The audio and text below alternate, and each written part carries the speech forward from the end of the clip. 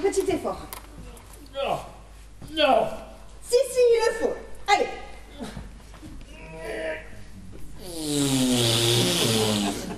Allez, encore. Allez, vous êtes prêts? Je mets 3 doigts. On peut plus. On peut aller. Si, la main. Il le faut. Dépêchez-vous. Allez, encore un effort. Allez, un dernier. 1, 2, allez.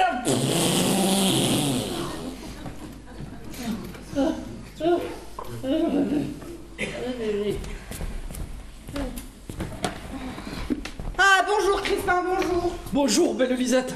Mon maître, toujours plein de soins qui l'inquiètent, m'envoie à ton lever zélé collatéral savoir comment son oncle a passé la nuit. Mal. Oh. Le bonhomme, chargé de fluxions d'années, lutte depuis longtemps contre les destinées et part de la mort le trait fatal en vain. Il n'évitera pas celui du médecin. Il garde ce dernier et ce corps qu'Akoshim est à son art fatal dévoué pour victime. Nous prévoyons donc peu qu'un petit ou grand deuil étendra de son long Géronte en un cercueil. Et si mon maître pouvait être fait légataire, je ferais de bon cœur les frais du luminaire. Un remède par mois lui vient d'être donné, tel que l'apothicaire en avait ordonné. J'ai bien cru que ce serait le dernier de sa vie. Il est tombé sur moi 2 fois en léthargie. Oh, de ces bouillons de bouche et des postérieurs, tu prends soin. De ma main, il les trouve meilleurs. Aussi, sans me targuer d'une vaine science, j'entends ce métier-là mieux que fille de France. Peste le beau talent, tu te fais bien payer, je crois, pour tous les soins qu'il te fait employer. Il ne me donne rien. Mais j'ai pour récompense le droit de lui parler avec toute licence. Aussi, je lui dis à son nez des mots assez piquants. Voilà tous les profits que j'ai depuis 5 ans. C'est le plus ladre vers qu'on ait vu de la vie. Je ne puis t'exprimer jusqu'où va sa vilainie. Il trouve tous les jours dans son fécond cerveau quelques traits d'avarice admirables et nouveaux. Il a pris pour médecin un apothicaire, pas plus haut que ma jambe et de taille sommaire. Il croit qu'étant petit, il lui faudra moins d'argent et qu'attendu sa taille, il ne le paiera pas tant. S'il est court, il fera de très longues parties. Mais dans son testament, ses grâces et départies doivent me raquitter de son avare humeur. Ainsi, je renouvelle avec soin mon ardeur. Il fait son testament? Dans peu de temps, j'espère y voir coucher mon nom en riche caractère. Ah, c'est très bien espéré. J'espère bien encore y voir coucher le mien en lettres d'or. Tout beau l'ami, tout beau? L'on dirait à t'entendre qu'à la succession tu peux aussi prétendre. Déjà ne sont-ils pas assez de concurrents sans aller te mettre au rang des aspirants? Il a tant d'héritiers, le bon seigneur Géronte, il en a tant et tant que parfois j'en ai honte. Des oncles, des neveux, des nièces, des cousins remués de germain. J'en comptais l'autre jour en ligne paternelle 107 mâles vivants. Juge encore des femelles. Oui, mais mon maître aspire à la plus grosse part. J'en pourrais bien aussi tirer ma quote-part. Je suis un peu parent et tiens à la famille. Toi? Ma première femme était assez gentille. Une bretonne vive et coquette surtout. Qu'Éraste que je sers trouvait fort à son goût. Je crois comme toujours il fut aimé des dames, et nous pourrions bien être alliés par les femmes. Et de monsieur Géronte il s'en faudrait bien peu que par là je ne fusse un arrière-neveu. Oui, tu peux passer pour parent de campagne, ou pour neveu suivant la mode de Bretagne. Mais raillerie à part. Nous avons grand besoin qu'à faire un testament Géronte prenne soin. Si primo, mon maître n'est nommé légataire, le reste de ses jours il fera maigre cher. Secundo, quoiqu'il soit diablement amoureux, Madame Argante, avant de couronner de ses feux et de le marier à sa fille Isabelle, veut qu'un bon testament, bien sûr et bien fidèle, fasse le dit neveu légataire de tout maire. Ce qui doit être le plus de notre goût, c'est qu'Éraste nous fait 300 livres de rente si nous réussissons au gré de son attente. Le don de notre hymen formera les liens.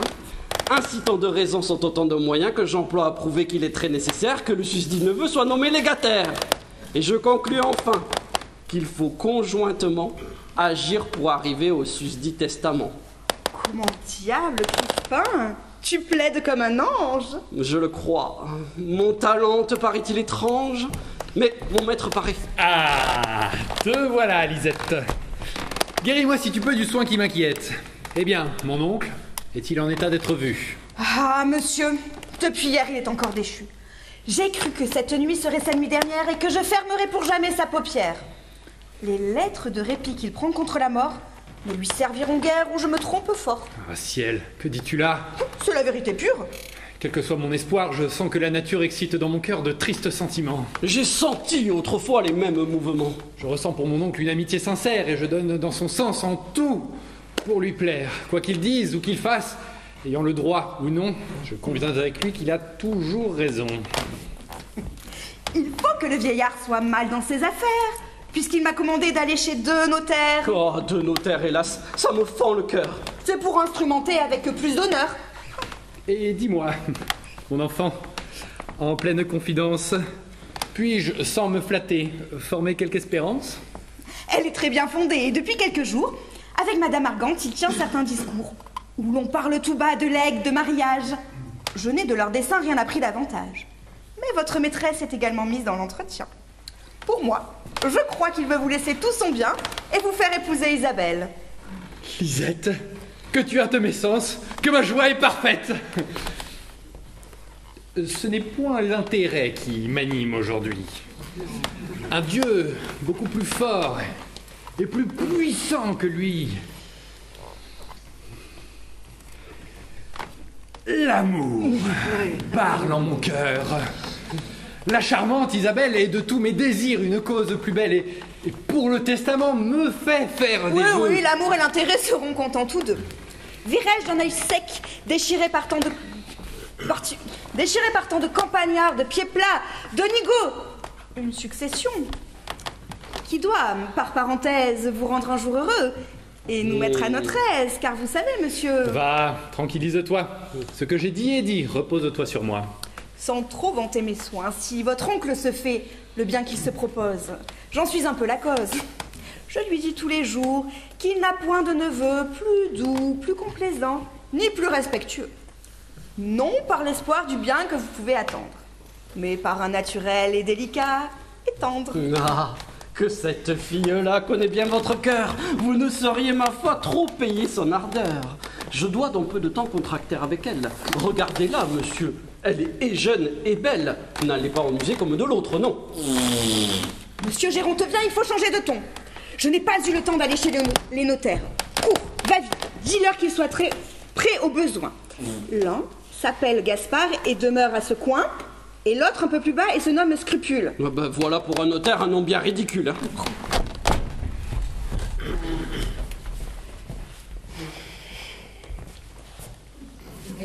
Bonjour mon neveu. Je suis en vérité charmé de vous revoir en meilleure santé. De grâce, asseyez-vous. Ah, ôte donc cette chaise. Mon oncle, oh, ce fauteuil sera mieux à son aise.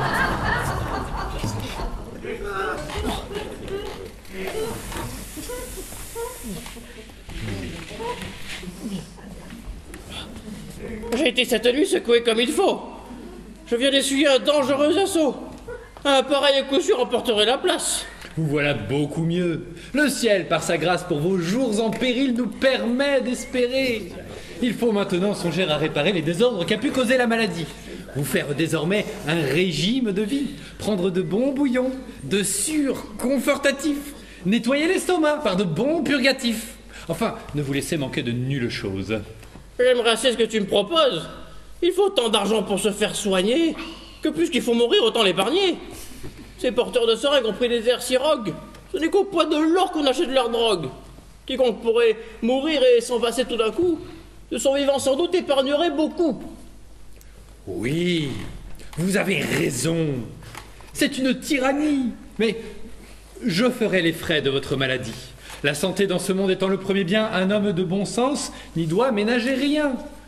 De vos maux négligés, vous guérirez, sans doute. Tâchons à réparer vos forces, quoi qu'il coûte. La moisson ne vaut pas la réparation. Non, mon cher neveu, je veux mettre ordre à mes affaires. As-tu dit que l'on a cherché 2 notaires? Oui, et dans peu, vous les verrez ici. Et dans peu, vous saurez mes sentiments. Je veux en bon parent vous les faire connaître. Je me doute à peu près de ce que ce peut être.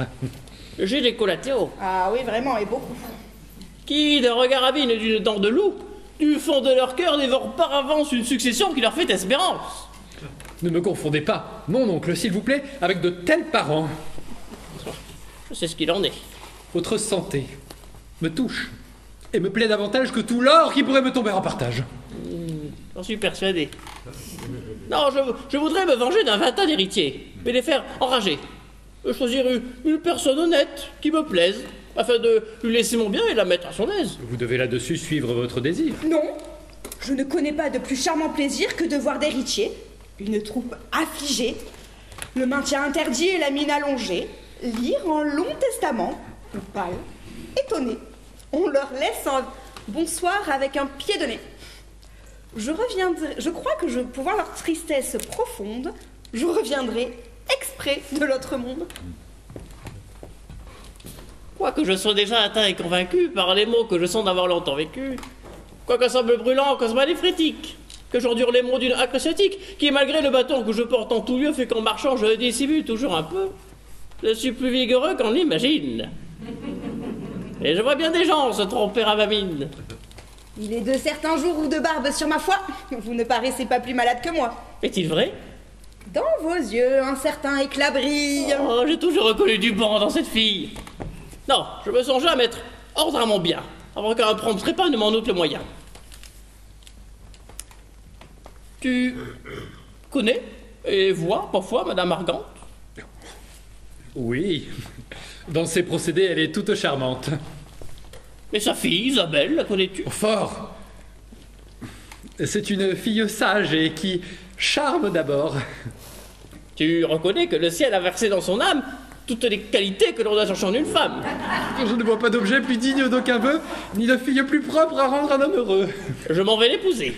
Vous, mon oncle? Moi-même.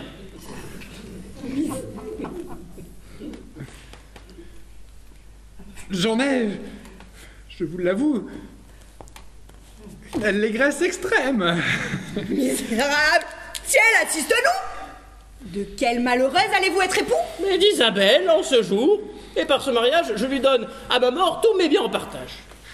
Vous ne pouvez mieux faire, et j'en suis très content. J'aimerais, comme vous, en pouvoir faire autant. Quoi?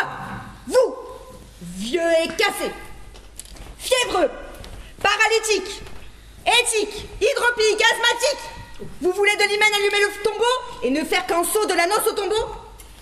Je sais ce qu'il me faut. Apprenez, je vous prie, que même ma santé veut que je me marie. Je prends une compagne de qui tous les jours je pourrais de mes mots tirer de grands secours. Que me sert-il d'avoir une avide corde d'héritier qui veille d'or à ma porte? Des gens qui furent retendre les clés du coffre-fort me l'étendront mon lit peut-être avant ma mort.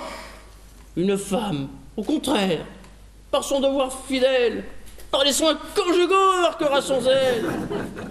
Et de son chaste amour recueillant tout le fruit, je me verrai mourir en repos et sans bruit. Mon oncle parle juste, et ne saurait mieux faire que de se ménager un secours nécessaire. Une femme économe et pleine de raison prendra seule le soin de toute la maison. Oh, le joli garçon! Aurais-je dû m'attendre qu'il prie cette affaire ainsi qu'on lui va prendre? Votre bien seul, mes chers. Va, tu n'y perdras rien. Quoi qu'il puisse m'arriver, je te ferai du bien. Et tu ne seras pas frustré de ton attente. Et quelqu'un vient?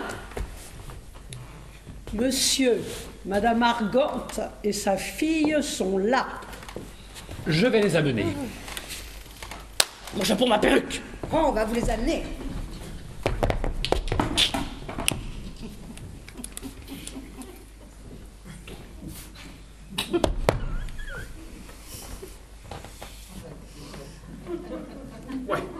Les voilà!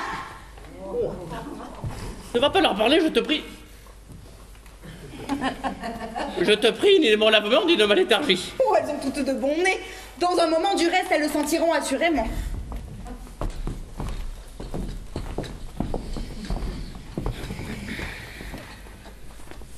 Nous avons ce matin appris de vos nouvelles qui nous ont mis pour vous en des peines mortelles.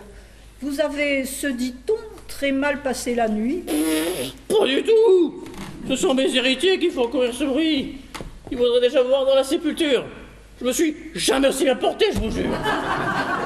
Mon oncle a le visage, ou du moins un peu sans faux, d'un galant de 30 ans. Oui, qui mourra bientôt. Je serais bien plus malade, et plus qu'à l'agonie, si des yeux aussi beaux ne me rendaient la vie. Ma fille, en ce moment, vous voyez devant vous celui que je vous ai destiné pour époux. Mais oui, madame. C'est vous. Pour le moins, je m'en flatte. Qui guérirait mes membres que notre Hippocrate? Vous êtes pour mon cœur comme un Julep futur, qui doit le nettoyer de ce qu'il a d'impur. Mon hymen avec vous est surémétique, et je vous prends enfin pour mon dernier topique. Je ne sais pas, monsieur, pourquoi vous me prenez, mais ce choix m'interdit et vous me surprenez. Monsieur, vous épousant, vous faites un avantage qui doit faire oublier et ses mots et son âge, et vous n'aurez pas lieu de vous en repentir. Madame, le devoir m'y fera consentir. Mais peut-être, monsieur, par cette loi sévère, ne trouvera-t-il pas en moi ce qu'il espère? Je sais ce que je suis et le peu que je vaux pour être, comme il dit, un remède à ses maux. Il se trompe bien fort s'il prétend sur ma mine devoir trouver en moi toute la médecine. Je connais bien mes yeux, ils ne feront jamais de si belles cures et de si grands effets. Au pouvoir de ses yeux, je rends plus de justice.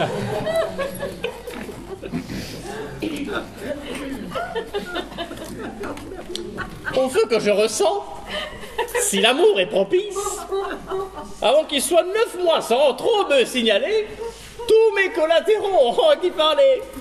Dans le monde, on saura dans peu de mes nouvelles. Je crois qu'il en fera de belles. Si le diable vous tente et veut vous marier, qu'il cherche un autre objet pour vous appareiller. Je m'en rapporte à vous, madame est vive et belle. Il lui faut un époux qui soit aussi vif qu'elle, bien fait, de bon air, qui n'ait pas 25 ans. Vous êtes majeur et depuis très longtemps. À votre âge, doit-on parler de mariage? Employez le notaire à de meilleurs usages. C'est un testament, un bon testament, qui doit vous tenir lieu de tendresse, de désir, d'amour, de ménage, de contrat, d'enfant, de mariage. J'ai parlé, je me tais. Voilà, c'est fort bien fait. Qui veut donc si bien affiler le caquet? La raison. Vous avez très grand tort de parler de la sorte. J'aimerais me porter comme un monsieur se porte. Il veut se marier, et n'a-t-il pas raison d'avoir, s'il peut, un héritier de sa façon? Quoi? Refusera-t-il une aimable personne que son heureux destin lui réserve et lui donne? Ah, le ciel m'est témoin si je voudrais jamais de sort plus glorieux pour combler mes souhaits. Vous me conseillez de conclure l'affaire?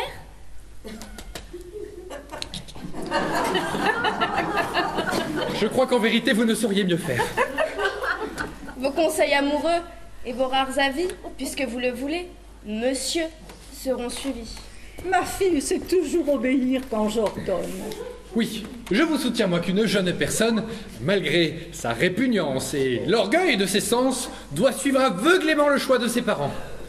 Et mon oncle, après tout, n'a pas un si grand âge à devoir renoncer encore au mariage. Et 68 ans, est-ce un si grand déclin? Je ne les aurai qu'à la Saint-Jean prochain. Il a souffert le choc de 2 apoplexies qui ne sont par bonheur que de paralysie. Et tous les médecins qui connaissent ces mots ont juré Galien qu'à son retour des eaux, il n'aurait ni Gravel, ni tout, ni point, ni néphrétique. Ils m'ont même assuré que dans fort peu de temps, je pourrais, de mon propre chef, avoir quelques enfants. Je ne suis médecin non plus qu'apothicaire, et je jurerai, moi, cependant, du contraire. Isette, le remède agit à certains points. Endurci, vous crevez, ne témoignez point. Mon oncle, qu'avez-vous? Vous changez de visage. Grâce! Excusez-moi de grâce. Madame, il faut que je vous dise adieu. Je ne peux plus rester plus longtemps avec vous. De peur d'incommoder, nous vous cédons la place. Hélas, condulé. Je peux rester plus longtemps. Un moment avec vous. À bientôt, madame. Madame, voyez le pouvoir de vos coups. Un seul de vos regards d'un mouvement facile agite plus d'humeur, détache plus de bile, opère plus en lui dès la première fois, que tous les médicaments qu'il prend depuis 6 mois. Oh, pouvoir de l'amour! Adieu, je me retire. Madame, accordez-moi l'honneur de vous conduire. Moi, je m'en vais là-dedans vaquer à mon emploi. Le bonhomme m'attend et ne fait rien sans moi. Pour le début d'une noce, voilà, je vous l'avoue, une belle entrevue.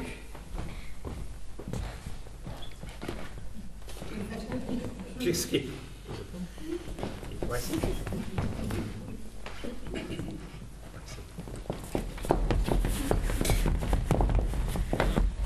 Faites-nous retenir, laissez-nous donc partir. Je ne puis vous quitter ni vous laisser sortir que vous ne me flattiez d'un rayon d'espérance. Je voudrais vous pouvoir donner la préférence. Quoi? Vous aurez, madame, assez de cruauté pour conclure à mes yeux cet hymen projeté?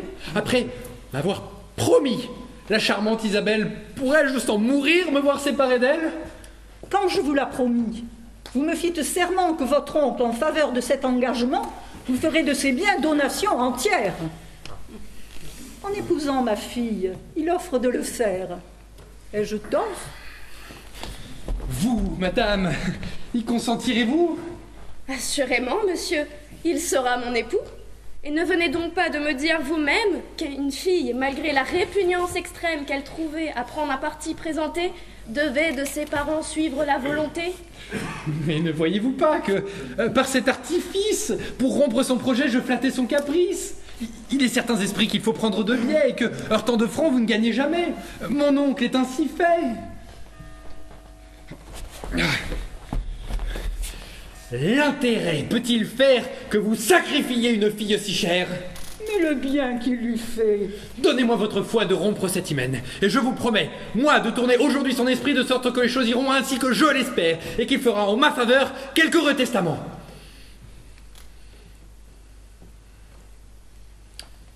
S'il le fait, ma fille est à vous, absolument.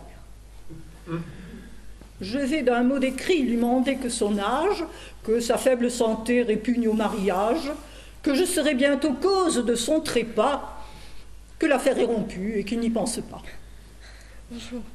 Je me fais d'obéir, une joie infinie.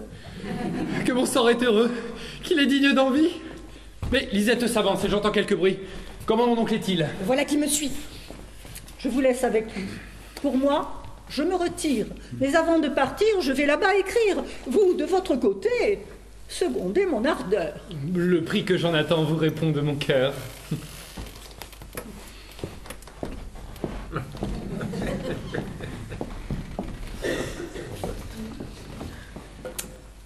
Eh bien, souffririez-vous que votre oncle à son âge fasse devant vos yeux ainsi au mariage et vous frustre d'un bien que vous devez avoir?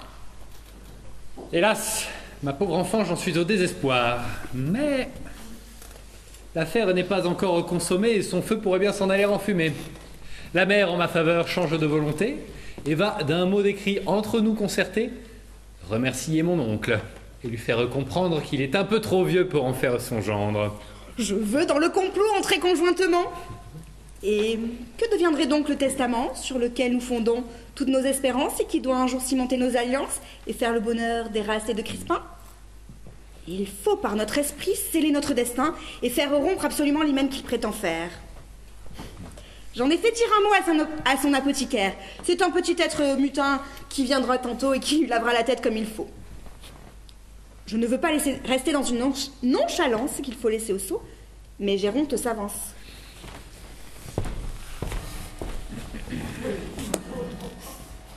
Ma colique m'a servi mal à propos. Je n'ai jamais senti à la fois tant de mots. Dont elle était point irritée de ce que je les ai si brusquement quittés. On sait que d'un malade, on doit excuser tout. Monsieur a fait pour vous les honneurs jusqu'au bout. Je dirais cependant qu'en entrant en matière, vous n'avez pas fait là un beau préliminaire. Mon oncle fera mieux une seconde fois. Suffit qu'en épousant, il ait fait un bon choix. Il est...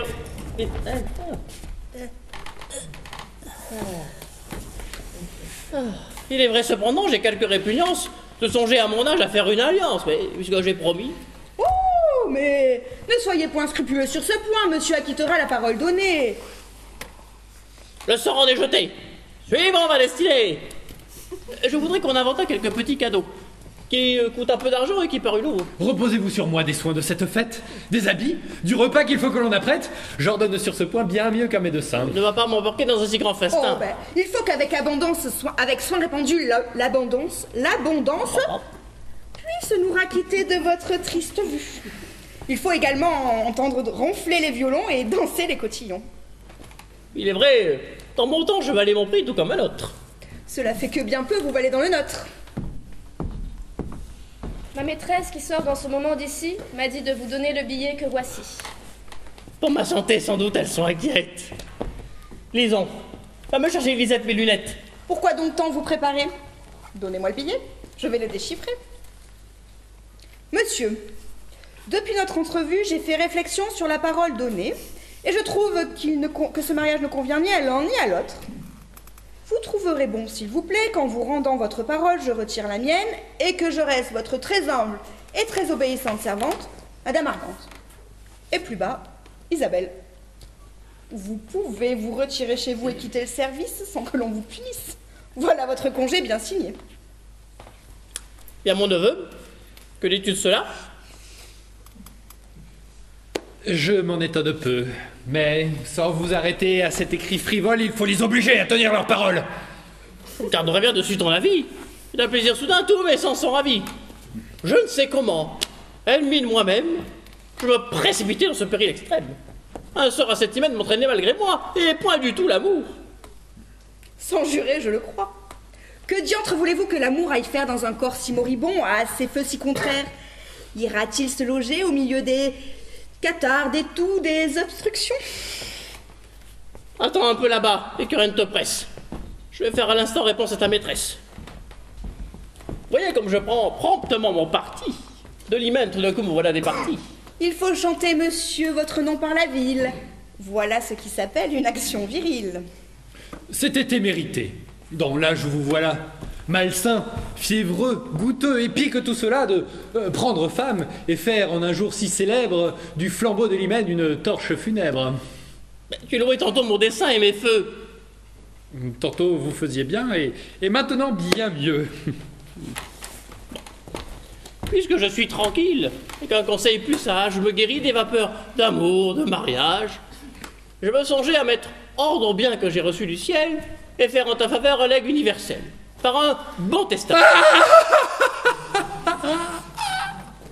Monsieur, je vous prie, épargnez cette idée à mon âme attendrie.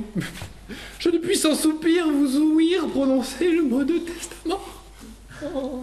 Il semble m'annoncer avant qu'il soit longtemps le sort qui doit le suivre et le malheur auquel je ne pourrai survivre. Je frémis quand je pense à ce moment cruel. Tant mieux. C'est un effet de tampon naturel. Je veux donc te nommer mon légataire unique. J'ai 2 parents encore pour qui le sens s'explique. L'un est fils de mon frère, tu sais bien son nom, gentilhomme normand, assez gueux, se dit-on. L'autre est une veuve avec peu de richesse, la fille de ma sœur, par conséquent ma nièce, qui jadis dans le Maine épousa Cocovieux certain baron, qui n'eut pour richesse que ses yeux. Je veux, en faveur de l'amitié sincère, que je portais autrefois à leur père et à leur mère, leur laisser à chacun 20 000 écus comptants. 20 000 écus? Le legs serait exorbitant. Un neveu normand, une nièce du Maine, jouiront pour plaider. Les procès par douzaine, ils auront tout cet argent. Fi donc! Je ne les vis jamais. Tout ce que je puis vous dire, c'est qu'ils se sont tous deux avisés de m'écrire, qu'ils voulaient venir à Paris dans peu de temps, pour me voir, m'embrasser et retourner content. Tu n'es pas fâché que je leur laisse de quoi soutenir noblesse et de vivre à leur aise? N'êtes-vous pas monsieur maître de votre bien? Tout ce que vous ferez, je le trouverai bien. Et moi, je trouve fort mal cette dernière clause, et de tout mon pouvoir à ce legs je m'oppose. Mais vous ne songez pas que votre laquais attend. Je m'en vais l'expédier et reviens à l'instant. Avez-vous oublié qu'une paralysie de votre bras droit s'est depuis un mois saisie? Et que vous ne sauriez écrire ni signer? Il est vrai. Mon neveu viendra m'accompagner. Je vais lui dicter une lettre d'un style qui de Madame Ardente émouvra la bile. Viens, Eraste. Suis-moi. Vous obéir, monsieur, est ma suprême loi.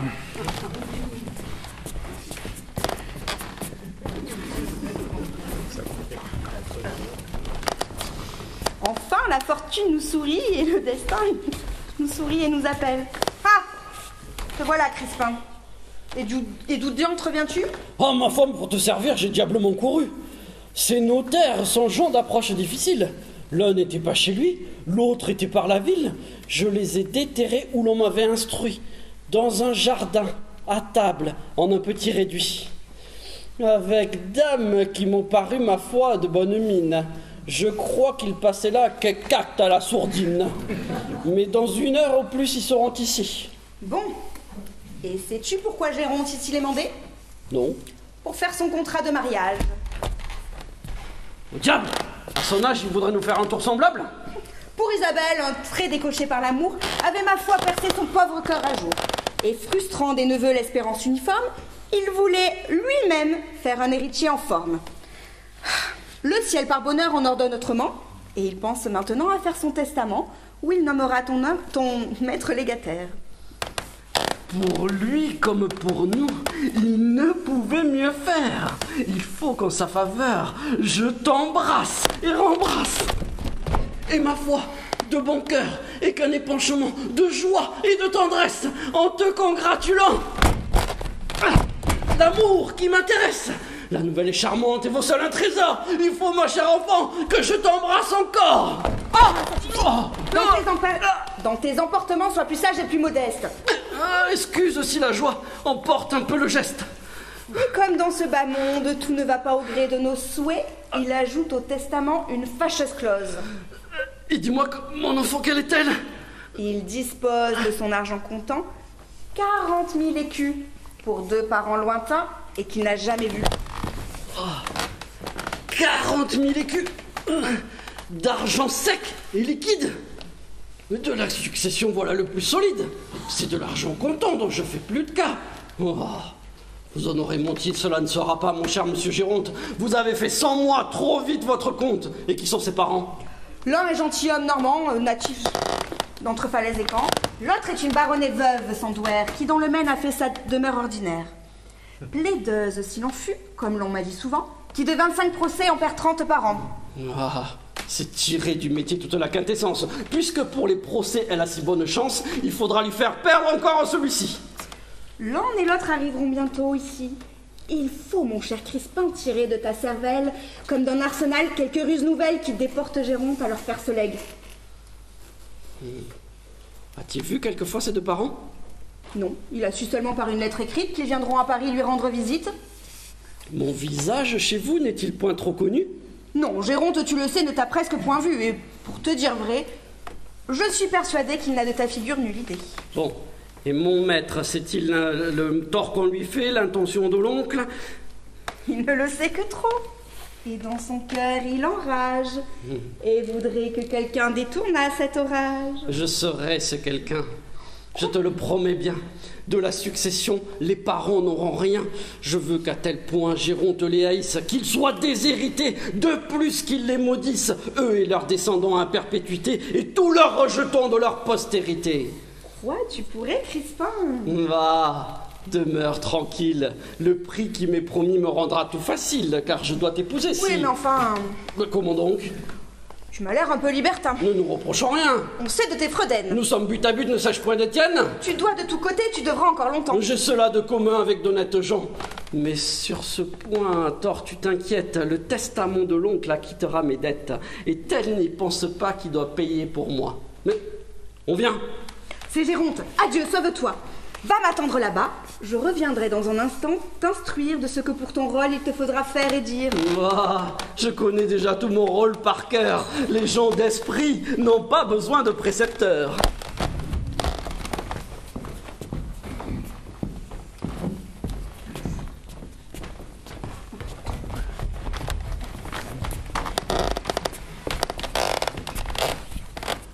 Je parle en cet écrit comme il faut à la mère. Je voudrais que quelqu'un me contât la manière dont elle recevra mon petit compliment. Je crois qu'elle sera surprise, assurément. Si vous voulez, monsieur, me charger de la lettre, moi-même, entre ses mains, je promets de la mettre et de vous raconter tout ce qu'elle aura dit et ce qu'elle aura fait en lisant votre écrit. Cela sera-t-il bien que toi-même on te voit? Vous ne sauriez, monsieur, me donner plus de joie. Dis-leur de bouge encore qu'elle ne souhaite pas à renouer cet hymen dont je fais peu de cas. De vos intentions, je sais tout le mystère. Que je vais à l'instant te nommer légataire, te donner tout mon bien. Je connais leur esprit, elles en crèveront toutes deux de dépit. Demeurez en repos, je sais ce qu'il faut dire et de notre entretien, je reviens vous instruire.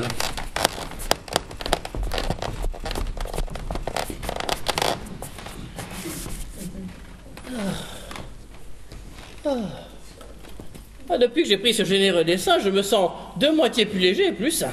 Vous avez fait, monsieur, ce que vous deviez faire. Mais j'aperçois quelqu'un, c'est votre apothicaire, monsieur Clistorel. Ah! Quand je vous vois, je suis plus vif et plus joyeux. Bonjour monsieur, bonjour. Si je puis m'y connaître, vous paraissez fâché, quoi. J'ai raison de l'être. Pourquoi? Que vous a-t-il fait? Comment? Qu'est-ce qui vous est arrivé? Je viens vraiment d'apprendre une belle nouvelle qui me réjouit fort. Ah oui, et quelle est-elle? N'avez-vous point de honte, à l'âge où vous voilà, de faire extravagance égale à celle-là? De quoi s'agit-il? Oh, il vous faudrait encore, malgré vos cheveux gris, quelques grains d'élébore. On m'a dit par la ville, et c'est un fait certain, que de vous marier, vous formez le dessein. Quoi, ce n'est que cela? Comment donc dans la vie peut-on faire jamais de plus haute folie? Pourquoi vous récriez, vous, que depuis un mois on vit remarier? Ah, vraiment? C'est bien de même. Avez-vous le courage et la malvigueur requises en mariage? Je vous trouve plaisant et vous avez raison de faire avec moi quelques comparaisons. J'ai fait 14 enfants à ma première femme, Madame Clistorel. Dieu veuille avoir son âme. Et si dans mes travaux la mort ne me surprend, j'espère à la seconde en faire encore autant. Ce sera très bien fait. Oh, votre corps Kakoshim n'est point fait, croyez-moi, pour ce genre d'escrime. J'ai lu dans Hippocrate, il n'importe en quel lieu, un aphorisme sûr. Il n'est point de milieu. Tout vieillard qui prend fille alerte et trop fringante, de son propre couteau sur ses joues il attente. Virgo, libidinosa, senem, jugulata. Quoi, monsieur Clistorel, vous savez du latin? Vous pourriez dans un jour vous faire médecin. Moi? Oh, le ciel m'en préserve. Ce sont tous des ânes, ou du moins les trois quarts. Ils m'ont fait sans chicane au procès qu'ils nous ont sottement intenté. Ils voulaient faire que tous nos garçons ne fussent qu'assistants. Fi donc, ces médecins sont de plaisantes gens. J'étais bien résolu, plutôt que de plier, d'y manger ma boutique et jusqu'à mon mortier. Leur dessein, en effet, était bien ridicule. Oh, je suis, quand je m'y mets, plus têtu qu'une mule. C'est bien fait, ces messieurs voulaient vous offenser. Mais moi, qu'ai-je fait pour vous courroucer? Ce que vous m'avez fait? Et vous voulez prendre une femme pour crever? Et moi seul, j'en aurais tout le blâme. Monsieur. Oh, prendre femme, vous, allez, vous êtes fou. Mais, monsieur. Oh, il vaudrait mieux quand vous tordiez le cou. Monsieur. Oh, prenez-moi de bonne médecine, avec de bons sirops et drogues anodines, de bons catholicons, de bons sénés, de bons sels polycrestes, extraits et raffinés, oui, mais monsieur... de bons tartres émétiques, quelques bons lavements forts et diurétiques. Voilà ce qu'il vous faut. Mais une femme, ma boutique pour lui est fermée à jamais. S'il lui fallait, mais monsieur, dans un péril extrême, le moindre lénitif ou le moindre aposème, une goutte de miel ou de décoction, je le verrais crever comme un vieux mousqueton. Mais monsieur Clistorel... Oh, le beau jouvenceau pour entrer en ménage. Le plaisant mariage. Bon, monsieur Clistorel, écoutez-nous. Le bon petit mignon. Mais écoutez-nous. Non, non. Je ne veux plus de commerce avec vous. Serviteur, serviteur. Que le diable t'emporte! Non, jamais je ne vis animal de la sorte. À le bien mesurer, il n'est pas que je crois, plus haut que sa seringue et glapi comme trois. Ces petits avortons ont tous l'humeur mutine. Il ne reviendra plus. Son départ me chagrine. Pour un, vous en aurez 1000 tout à la fois. Un de mes bons amis, dont il faut faire choix, qui s'est fait passer depuis peu apothicaire, m'a promis qu'à bon prix, il ferait votre affaire. Et garderait pour vous quelques sirop à part. Casse, séné, rhubarbe, et le tout de hasard. Et qui feront de meilleurs usages que tout ce qu'on vous vendrait 4 fois davantage. Fais-moi donc venir. Je n'y manquerai pas. Allons nous reposer, Lisette. Ce monsieur Christorel m'a ému toute la bile. Souvenez-vous, toujours quand vous serez tranquille, dans votre testament, de me faire du bien. Je t'en ferai, pourvu qu'il ne m'en coûte rien.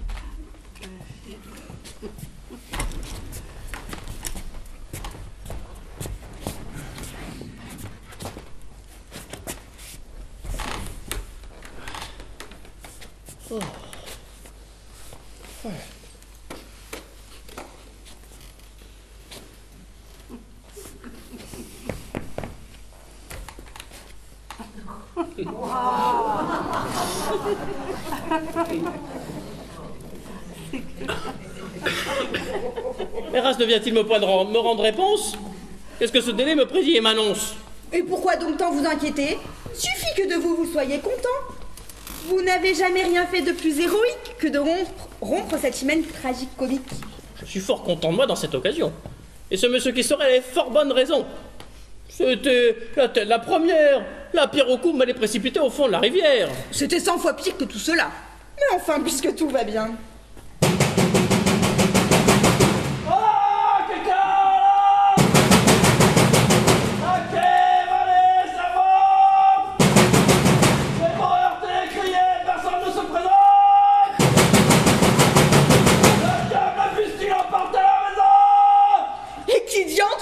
Chez nous de cette façon? Eh bien, monsieur, quel diable vous agite? Vient-on ainsi chez un malade rendre visite? C'est Crispin, c'est lui, ma foi! Tu ne te trompes pas, ma chère enfant, c'est moi. Bonjour, bonjour la fille. On m'a dit qu'en ces lieux, un gérant tenait son domicile. Pourrait-on lui parler? Mais pourquoi non? Le voilà. Ah, monsieur! J'en suis bien aise. Ah, monsieur, touchez-la. Je suis votre valéo, le diable m'emporte. Ah, touchez-la, de rechef. Le plaisir me transporte au point que je ne puisse assez vous le montrer.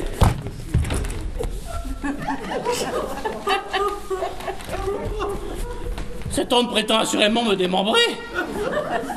Vous paraissez surpris autant qu'on le peut être. Je vois que vous avez peine à me reconnaître. Mes traits vous sont nouveaux?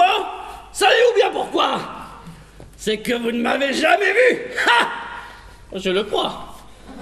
Or donc, feu mon père, Alexandre Choupille, gentilhomme normand, prit pour femme une fille qui fut à ce qu'on dit votre sœur autrefois, et qui me mit au monde au bout de 4 mois.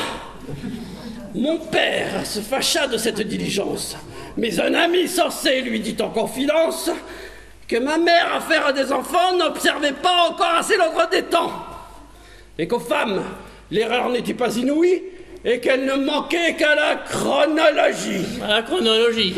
Une femme, en effet, ne peut compter comme un homme l'aurait fait. Or donc, cette femelle, à concevoir si prompte, qu'à tout considérer, quelquefois j'en ai honte. En me mettant au jour, soit disgrâce ou faveur, m'a fait votre neveu, puisqu'elle est votre sœur. Apprenez, mon neveu, si par hasard vous l'êtes, que vous êtes un sot au discours que vous faites. Ma sœur fut sage, et nul ne peut lui reprocher que jamais sur l'honneur on l'ait pu voir brancher. Je le crois. Cependant, tant qu'elle fut vivante, on dit que sa vertu fut un peu chancelante. Quoi qu'il en soit, enfin, légitime ou bâtard, ou qu'on m'ait mis au monde ou trop tôt ou trop tard, je suis votre neveu, quoi qu'en dise l'envie. De plus, votre héritier, venu de Normandie exprès pour recueillir la succession. Voilà, c'est bien fait. J'en loue l'intention. Quand vous en allez-vous? Voudriez-vous me suivre? Cela dépend du temps que vous avez à vivre. Mon oncle, soyez sûr que je ne partirai qu'après vous avoir vu bien cloué, bien muré, dans 4 haies de sapin reposer à votre aise. Ce n'est pas un neveu, monsieur. Il dit ses sentiments en toute liberté.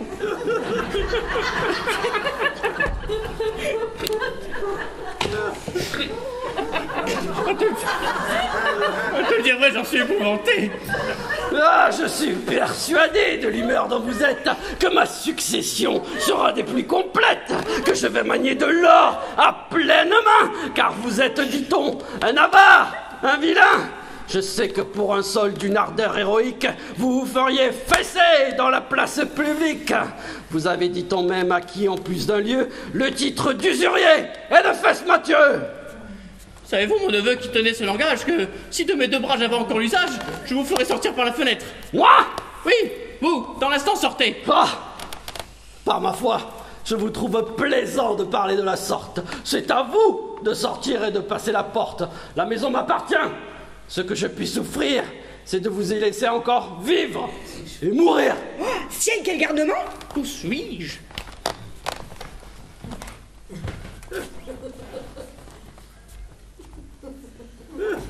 Allons, mamie. Au bel appartement, mène-moi, je te prie. Est-il voisin du tien? Je te trouve à mon gré. Nous pourrons la nuit converser de plein pied. Bonne chère, grand feu, que la cave enfoncée nous fournisse à plein broc une liqueur aisée.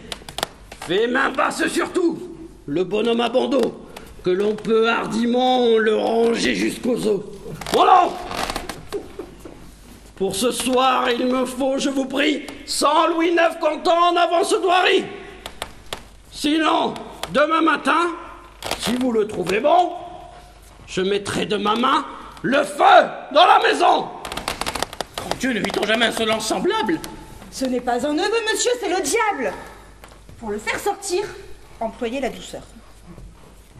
Mon neveu, c'est à tort qu'avec tant de hauteur, vous venez tourmenter un oncle à l'agonie. En repos, laissez-moi finir ma triste vie, et vous hériterez le jour de mon trépas. D'accord. Et quand viendra ce jour? L'impitoyable mort s'obstine à me poursuivre, et il ne me reste tout au plus que 4 jours à vivre. Je vous en donne 6. Mais après, votre bleu, n'allez pas me manquer de parole, ou dans peu, je vous fais enterrer mort ou vif. Encore un coup. Tenez votre promesse, ou je tiendrai la mienne.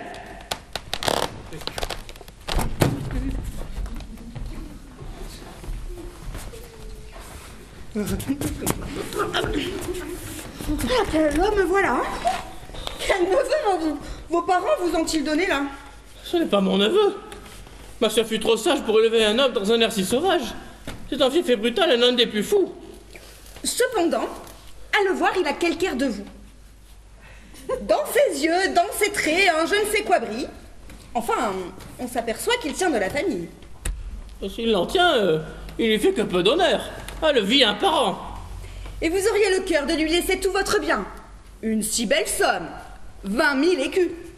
À ce beau gentilhomme? Moi, lui laisser mon bien, j'aimerais mieux 100 fois l'enterrer pour jamais. Ah, par ma foi, je m'aperçois que monsieur le neveu, si j'en crois mon présage, n'aura pas trop gagné d'avoir fait son voyage, et que le pauvre diable arrivé d'aujourd'hui aurait aussi bien fait de demeurer chez lui.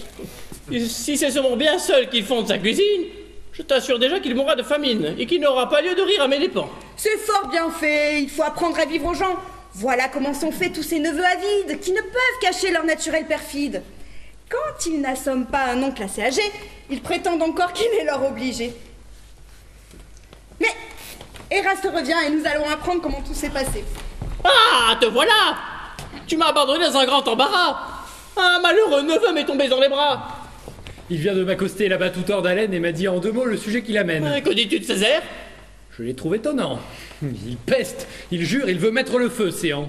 J'aurais bien eu ici besoin de ta présence pour réprimer l'excès de ton impertinence. Ah, le mauvais pandard à qui monsieur de son bien voulait faire part. Je me suis acquitté de ma commission, et tout s'est fait au gré de notre intention. Votre lettre a produit un effet qui m'enchante. On a montré d'abord une âme indifférente, d'un faux air de mépris voulant couvrir leur jeu, elle me paraissait s'en soucier fort peu. Mais quand je leur ai dit que vous vouliez me faire aujourd'hui de vos biens uniques légataires, car vous m'avez prescrit de parler sur ce ton. C'est bien fait, c'est mon intention. Elles ont toutes deux témoigné des surprises dont elles ne seront de 6 mois bien remises. J'en suis persuadé. Mais écoutez ceci, qui doit bien vous surprendre et m'a surpris aussi. C'est que Madame Argante, aimant votre famille, m'a proposé tout franc de me donner sa fille, et d'acquitter ainsi par un commun égard la parole donnée et d'une et d'autre part. Et qu'as-tu su répondre à ces belles pensées? Que je ne voulais point aller sur vos brisées sans avoir sur ce point su votre sentiment, et de plus obtenu votre consentement. Ne t'embarrasse pas encore des questions de mariage. Comme mon exemple ici, ça va te rendre sage. Moi, je trouve fort bien cette hymen et ce choix. Il est tel qu'il se doit et j'y donne ma voix. Il convient à monsieur de suivre cette envie, non à vous qui devez renoncer à la vie. À la vie? Et pourquoi? Suis-je mort, s'il vous plaît? Je ne sais du reste ce qu'il en est, mais tout le monde croit à votre être triste et sombre, qu'errant près du tombeau, vous n'êtes plus qu'une ombre, et que pour des raisons qui vous font différer, vous ne vous êtes encore point fait enterrer. Avec de tels discours et ton air d'insolence, tu pourrais à la fin lasser ma patience. Je dis ce que je pense avec liberté. Une dame là-bas, monsieur, avec sa suite, qui porte le grand deuil, vient vous rendre visite et se dit votre nièce. Encore des parents? La ferais-je monter? Non, je te le défends. Mais n'en usez pas de la sorte, et vous ne pouvez lui refuser la porte. Va-t'en la faire entrer. Oh, contraignez-vous un peu. La nièce aura l'esprit mieux fait que le neveu. Entre tant de parents, ce serait bien que le diable s'il ne s'en trouvait pas quelqu'un de raisonnable.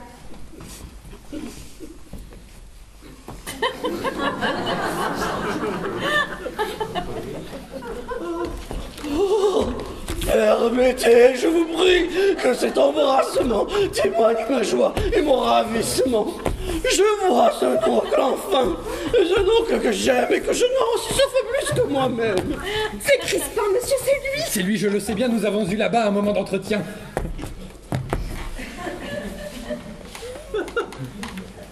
Elle a de la douceur et de la politesse. Qu'on donne prestement un fauteuil à ma nièce. Oh, ne bougez, je vous prie. Un fauteuil près mon oncle, un tabouret suffit. Oh. Je suis déjà assez satisfait de l'apparence. Elle sait vraiment vivre et sa taille est charmante. Oh, évident que vous vous moquez. Je suis à faire peur. Je n'avais autrefois que cela de grosseur. Vous savez l'effet d'un second mariage et ce que c'est que d'avoir des enfants en passage. Cela gâte la taille et furieusement. Vous passeriez pour fille encore assurément. J'ai fait du mariage une assez triste épreuve. À 20 ans, mon mari m'a laissé mère et veuve. Vous vous doutez donc qu'après ce prompt trépas, fait comme on est, ayant quelques appâts, on aurait pu trouver à convoler de reste, mais du pauvre défunt, la mémoire funeste m'oblige à dévorer en secret mes ennuis. J'ai bien de fâcheux jours et de plus dures nuits, mais de veuvages affreux, les tristes insomnies ne m'arracheront point de noires perfidies. Et je veux chez les morts emporter, si je peux, un cœur qui ne brûla que de ses premiers feux. On ne poussa jamais plus loin la foi promise. Voilà des sentiments dignes d'une Artémise. Peut-on vous demander, sans vous faire trop de peine, quel sujet si pressant vous pousse à quitter le Maine? Le désir de vous voir est mon premier objet. Cependant, quelques procès, comme un sottement fait, La cause est au mariage ainsi revendiqué en plaide. Et je me trouve enfin interloqué. Interloqué? Ah ciel, quel affront à cela! Une femme du monde se voit interloquée. Et vous avez souffert quand vous interloqua? Pourquoi donc de ce terme être si fort piqué? C'est un mot du barreau. C'est ce qu'il vous plaira, mais juge de séjour ne m'interloquera. Le terme est immodeste et le mot m'en choque. Elle est folle. Souvent, on lui prend des accès. Elle ne parle pas aussi bien que vous procès. Ce procès n'est pas seul le sujet qui m'amène et qui m'a fait si brusquement quitter le Maine. Ayant appris, monsieur, par gens dignes de foi, qui m'ont fait un récit de vous, et que je crois que vous étiez un homme atteint de plus d'un vice, un ivrogne, un joueur. Comment donc, quel caprice? Qui hantait certains lieux et le jour et la nuit, où l'honnêteté blesse et la pudeur gémit. Pardon, s'il vous plaît, est-ce à moi que ce discours s'adresse? Oui, mon oncle, à vous-même. N'a-t-il rien qui vous blesse puisqu'il est copié d'après la vérité? Je ne sais où j'en suis. On m'a même ajouté qu'avec mademoiselle, vous meniez une vie indigne et criminelle et que vous en aviez déjà plusieurs enfants. Avec moi? Juste ciel, voyez les médisants. De quoi se mêlent-ils? Est-ce là leur affaire? Je ne sais ce qui retient l'effet de ma colère. Ainsi, sur le rapport de 1000 honnêtes gens, nous avons fait, monsieur, assembler vos parents pour vous empêcher dans ce péril extrême de manger notre bien et vous perdre vous-même. Nous avons résolu d'une commune voix de vous faire interdire en observant les lois. Moi me faire interdire? Celle qu'elle fallait. Nous savons votre vie avec cette fille et nous voulons vous empêcher de faire un mariage un jour in extremis. Sortez d'ici, madame. Mais que de votre vie d'y remettre le pied ne vous prenne l'envie. Sortez, vous dis-je. Comment? Battre une dame et la violenter? Au secours! Au père! Au voisin! On m'assassine! Et voilà, je vous l'avoue, une grande coquine. Quoi? Contre votre sang, vous osez me la faire. Cela peut bien aller à vous faire enfermer! Faire enfermer, monsieur! Oh, ne faites point la fière! On peut aussi vous mettre dans la salle pétrière! À la salle pétrière! Oui, mamie, et sans bruit! Devant des portements n'est que trop instruit! Il faut développer le fond de ce mystère. Que l'on m'aille à l'instant chercher un commissaire. Le commissaire à moi? Suis-je donc, s'il vous plaît, gibière à commissaire? On verra ce que c'est, et dans un peu nous saurons avec un tel tumulte si l'on vient chez les gens ainsi leur faire insulte. Vous, mon oncle, rentrez dans votre appartement, je vous rendrai raison de tout dans un moment. Ouf, celui-ci sera les derniers jours de ma vie. Misérable! Qui met un oncle à l'agonie? Ah, quelle famille, hein, et du même et du camp. Ces gens-là méritent tous le carcan.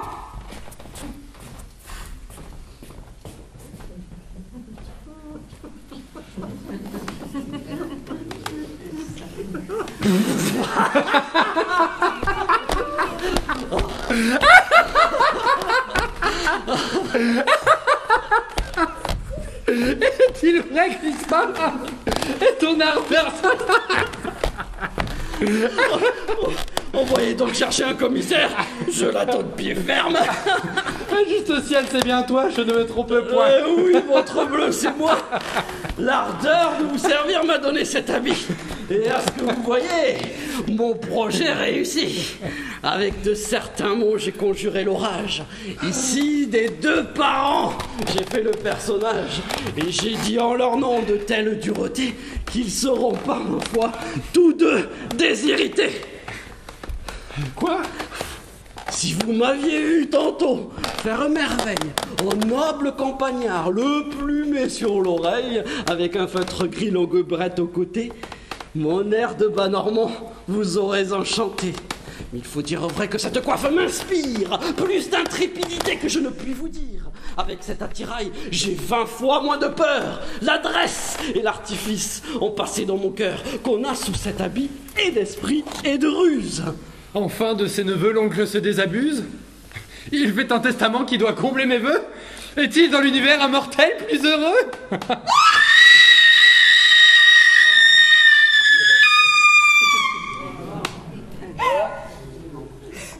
Apprenez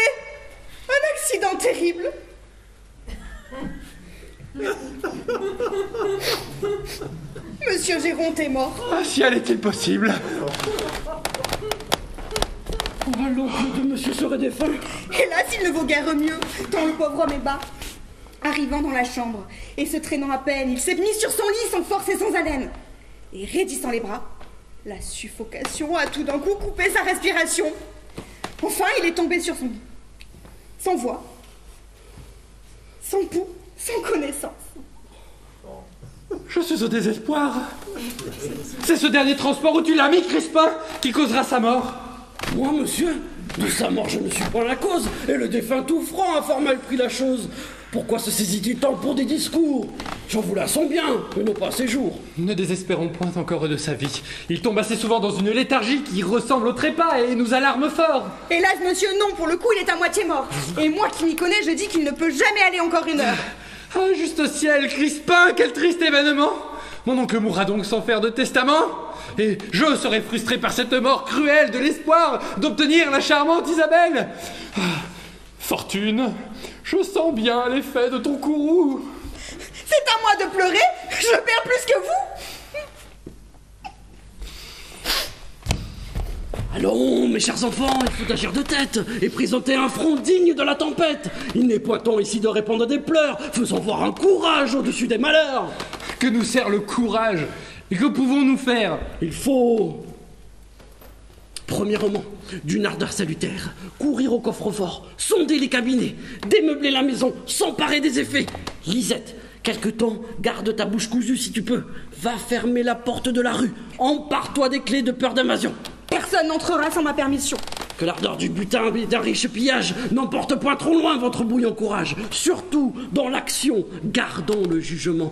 Le ciel conspire en vain contre le testament. Plutôt que tant de bien passant des mains profanes, de Géronte défunt, j'évoquerai les mannes. Et vous aurez pour vous, malgré les envieux, et Lisette, et Crispin, et l'enfer, et les dieux.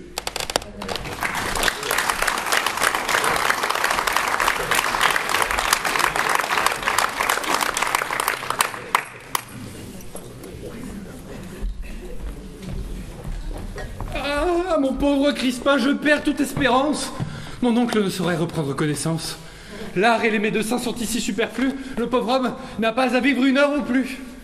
Le legs universel qu'il prétendait me faire, comme tu vois, Crispin, ne m'enrichira guère. Lisette et moi, monsieur, pour finir nos projets, nous comptons bien aussi sur quelques petits legs. Quoiqu'un destin cruel à nos désirs contraires épuise contre nous les traits de sa colère, nos soins ne seront pas infructueux et vains. 40 000 écus que je tiens dans ma main, tristes et fatales débris d'un malheureux naufrage, seront mis, si je veux, à l'abri de l'orage. Voilà tout bon billet que j'ai trouvé sur lui. Souffrez que je partage avec vous votre ennui. Ce petit lénitif, en attendant le reste, pourra nous consoler d'un coup aussi funeste. Il est vrai, Crispin, mais enfin, tu sais bien que ça ne fait pas presque le quart du bien quand la succession mes soins pouvait prétendre, et que le testament me donnait lieu d'attendre.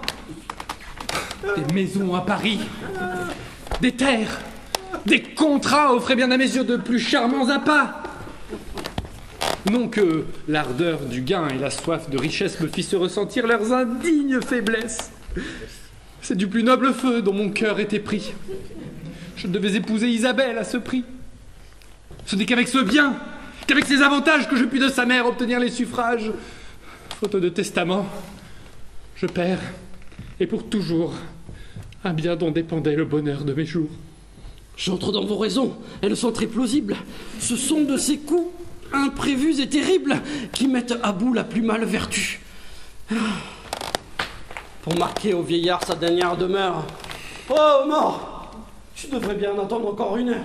Tu nous aurais tous mis dans un parfait repos, et le tout se serait passé bien à propos. Faudra-t-il qu'un espoir fondé sur la justice, en stérile regret, passe et s'évanouisse? Ne saurais-tu, Crispin, parer ce coup fatal et trouver promptement un remède à mon mal? Tantôt tu méditais un héroïque ouvrage. C'est dans les grands dangers qu'on voit un grand courage. Je croyais tantôt réparer cet échec, mais à présent j'échoue et je demeure à sec. Tu veux donc me confondre et me désespérer? Les notaires, messieurs, viennent là-bas d'entrer. Je les ai mis dans cette salle basse. Voyez, s'il vous plaît, que voulez-vous qu'on en fasse? Je veux à tout moment croître mon embarras. Fais-en, ma pauvre enfant, tout ce que tu voudras.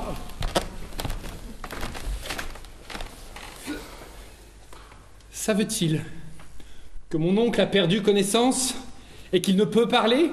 Non, pas encore, je pense. Crispin! Monsieur! Hélas! Hélas! Juste au ciel! Ah. Que ferons-nous, dis-moi? Mais tout ce qui vous plaira! Quoi? Les renverrons-nous? Et qu'en voulez-vous faire? Qu'en pouvons-nous tirer qui nous soit salutaire? Je vais donc leur marquer qu'ils n'ont qu'à s'en aller. Attends encore un peu. Je me sens accablé, Crispin. Tu vas me voir expirer à ta vue. Oh, la douleur me tue. Je vous suivrai d'en près. Ah, et je n'irai pas plus loin. Faut-il nous voir tous trois comme d'un coup de foudre écrasés à la fois? Attendez! Il me vient! Le dessin est bizarre. Il pourrait par hasard. J'entrevois. Je m'égare et je ne vois plus rien que par confusion. Oh, peste soit l'animal avec sa vision. Fais-nous part du dessin que ton cœur se propose. Allons, mon cher Crispin. Tâche à voir quelque chose. Laisse-moi donc rêver. Oui, Da. Non. Si, pourtant. Pourquoi non? On pourrait. Oh, ne reste donc point de temps. Les notaires là-bas sont dans l'impatience. Tout ici ne dépend que de la diligence. Il est vrai, mais j'accouche d'un dessin qui passera l'effort de tout esprit humain. Toi qui dans tout paraît si légère et si vive, exerce à ce sujet ton imaginative, voyons ton bel esprit. Je t'en laisse l'emploi. Qui en fourberie peut être aussi fort que toi? L'amour doit ranimer ton adresse passée. Paix! Silence! Il me vient un surcroît de pensée. J'y suis, votre bleu! Bon! Dans ce fauteuil assis! Fort bien! Ne me troublez pas l'enthousiasme où je suis! Un grand bonnet fourré jusque sur les oreilles, les volets bien fermés. C'est pensé à merveille. Oui, monsieur, au gré de ce jour, vous serez légataire, je vous le promets. Allons, Lisette, allons. Ranimons notre zèle. L'amour à ce projet nous guide et nous appelle. Va de l'oncle défunt me chercher quelque habit. Sa robe de malade et son bonnet de nuit. Les dépouilles du mort feront notre victoire. Je veux en élever un trophée à ta gloire et je cours te servir. Je reviens sur mes pas. Tu m'arraches, Crispin, des portes du trépas. Si ton dessein succède au gré de notre envie, je te rendrai heureux le reste de ta vie. Je serai légataire et, par même moyen, j'épouserai l'objet qui fait seul tout mon bien. Ah, Crispin. Cependant, une terreur secrète m'alarme, s'empare de mes sens, m'alarme et m'inquiète. Si la justice vient à connaître du fait, elle est un peu brutale et ses yeux collés. Il faut faire un faux sein et ma main alarmée se retrouve au projet dont mon âme est charmée. Ton trouble est mal fondé. Depuis 2 ou 3 mois, Géronte ne pouvait se servir de ses doigts. Ainsi, sa signature ailleurs, si nécessaire, n'est point, comme tu vois, requise en notre affaire. Et tu déclareras que tu ne peux signer. Ah, de bonnes raisons, je me laisse gagner, et je sens ma foi renaître en mon courage, l'ardeur dont j'ai besoin pour un si grand ouvrage. Voilà, du bonhomme Géronte, en gros comme en détail, comme tu l'as requis, tout l'attirail. Ah, dépêchons, que l'on perde point de temps, que l'on m'habille en hâte. Allez, monsieur, mettez s'il vous plaît la main à la pâte, la robe. Dépêchons, passez-la dans les bras. Bah, le mauvais valet. Ça, le mouchoir de cou, mets-moi vite ce casque. Les pantoufles. Les pantoufles.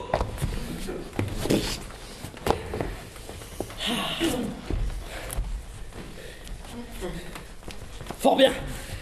L'équipage est fantasque. Dissipons notre ennui. Voilà le défunt. Géronte n'est point mort puisqu'il revit en lui. Et on doit s'y méprendre. Et avec son habit, si son mal m'allait prendre. Ne crains rien, arme-toi de résolution. Ma foi, je sens déjà un peu d'émotion.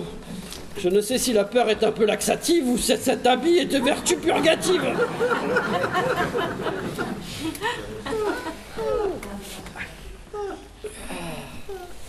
Tu peux, quand tu voudras, appeler les notaires. Me voilà à présent en habit mortuaire. Je vais leur dire qu'ils n'ont qu'à revenir. Et secondez-moi tous dans cette affaire-ci. Vous, monsieur, fermez portes et fenêtres. Un éclat indiscret peut me faire connaître. Avancez cette table, approchez ce fauteuil. Ce jour mal condamné me blesse encore l'œil.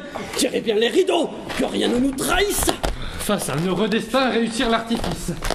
Si j'ose me porter à ses extrémités, malgré moi, j'obéis à la nécessité. J'entends du bruit.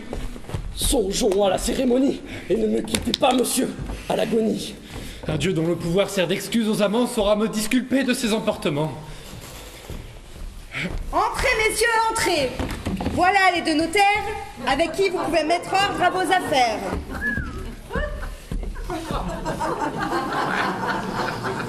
Messieurs, je suis ravi, quoiqu'à l'extrémité, de vous voir tous deux en parfaite santé. Je voudrais bien encore être à l'âge où vous êtes. Et si je me portais aussi bien que vous faites, je ne songerais guère à faire un testament. Cela ne doit point vous chagriner un moment. Rien n'est désespéré. Cette cérémonie, jamais d'un testateur n'a raccourci la vie. Au contraire, monsieur, la consolation d'avoir fait de ses biens la distribution répand au fond du cœur un repos sympathique, certaine quiétude et douce et balsamique, qui, se communiquant après dans tous les sens, rétablit la santé dans quantité de gens. Que le ciel veuille donc me traiter de la sorte. Messieurs, asseyez-vous.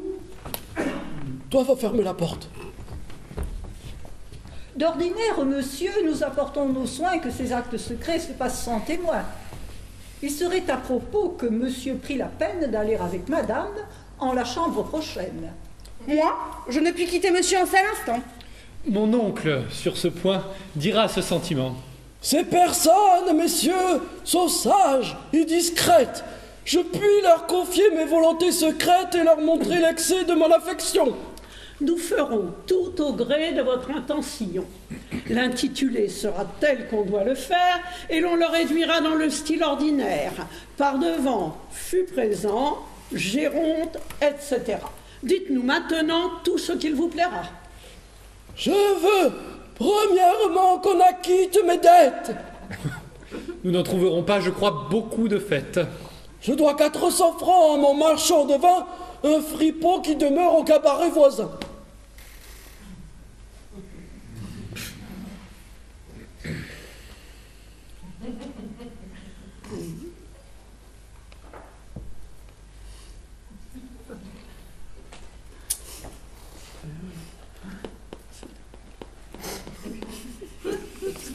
Bon, où voulez-vous, monsieur, qu'on vous enterre? À vrai dire, messieurs, il ne m'importe guère. J'aurai soin du cortège et de la pompe funèbre et n'épargnerai rien pour la rendre célèbre. Non, mon neveu, je veux que mon enterrement se fasse à peu de frais et fort modestement. Il fait trop cher mourir, ce serait conscience. Jamais de mon vivant je n'aimais la dépense. Je puis être enterré fort bien pour un écu. Le pauvre malheureux meurt comme il a vécu. C'est à vous maintenant, s'il vous plaît, de nous dire les legs qu'au testament vous voulez faire écrire. C'est à quoi nous allons nous employer dans peu. Jeune homme, j'institue Éraste mon neveu, que j'aime tendrement, pour mon légataire, unique, universel. Ô douleur trop amère. Lui laissant tout mon bien, meubles, propres, paquets, vaisselle, argent comptant, contrat, billets, maison, déshéritant en tant que besoin pourrait être parent, neveu, nièce, né aussi bien qu'à naître, et même tout bâtard à qui Dieu fasse paix s'il s'en trouvait aucun au jour de mon décès. Ce discours me fend l'âme. Hélas, mon pauvre maître, je vais donc vous voir disparaître pour jamais. Les biens que vous m'offrez n'ont pour moi nul appât s'il faut les accepter avec votre trépas. Item, je donne et lègue à Lisette présente, qui depuis 5 ans me tient lieu de servante pour épouser Crispin en légitime nenantrement. Soutiens-la, mon neveu, et pour récompenser le zèle et l'affection que de tout temps pour moi j'ai reconnu en elle. Ah, bon Dieu, le bon maître que je vais perdre là. 2000 écus comptant en espèces. 2000 écus? Je crois que le pandar se moque. Oh, je suis phoque. Oh là là. Lesquels 2000 écus du plus clair de mon bien seront pris et perçus? Oh, le ciel vous fasse paix d'avoir de moi mémoire et vous rende au centuple une œuvre méritoire. Il m'avait bien promis de ne pas m'oublier. Le fripon m'a joué d'un tour de son métier. Je crois que voilà tout ce que vous voulez dire. J'ai 3 ou 4 mots encore à faire écrire. Item. Je laisse et lègue à Crispin. Crispin! Ah, je crois qu'il perd l'esprit. Quel est donc son dessein? Pour les bons et loyaux services. Ah, le traître! Qu'il a toujours rendu et doit rendre à son maître. Vous ne connaissez pas mon oncle. Ce Crispin, c'est un mauvais valet, ivrogne, libertin, méritant peu le bien que vous voulez lui faire. Je suis persuadé, mon neveu, du contraire.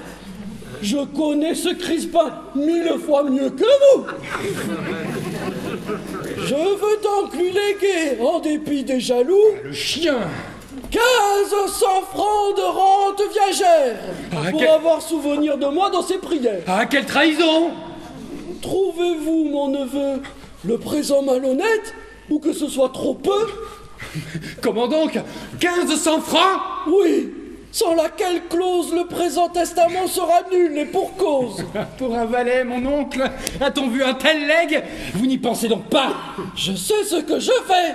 Je n'ai point l'esprit si faible et si débile. Mais Si vous me fâchez, j'en lasserai 2000. si où? Oh, ne le contraignez point. Je connais son esprit. Il le ferait, monsieur, tout comme il vous le dit. Soit. Je ne dirai mot. Cependant, de ma vie, je n'aurais de parler une si juste envie. N'aurais-je point encore quelqu'un de mes amis à qui je pourrais faire un fidéicommis? Le scélérat encore au riz de ma retenue. Il ne me laissera plus rien s'il continue. Est-ce fait? Oui, monsieur. Le ciel en soit béni. Voilà le testament heureusement fini. Vous plaît-il de signer? Ah, j'en aurais grande envie. Mais j'en suis empêché par la paralysie qui, depuis quelques mois, me tient sur le bras droit. Et le dit testateur déclare en cet endroit que de signer son nom, il est dans l'impuissance de se l'interpellant au gré de l'ordonnance. Un testament à faire est un pesant fardeau. M'en voilà délivré. Et je suis tout en eau. Vous n'avez plus besoin de notre ministère. Laissez-moi, s'il vous plaît, l'acte qu'on vient de faire. Nous ne pouvons, monsieur. Cet acte est un dépôt qui reste dans nos mains. Je reviendrai tantôt pour vous en apporter moi-même une copie. Vous nous ferez plaisir. Mon oncle vous en prie et veut récompenser votre peine et vos soins. C'est maintenant, monsieur, ce qui presse le moins. Lisette, conduis-les.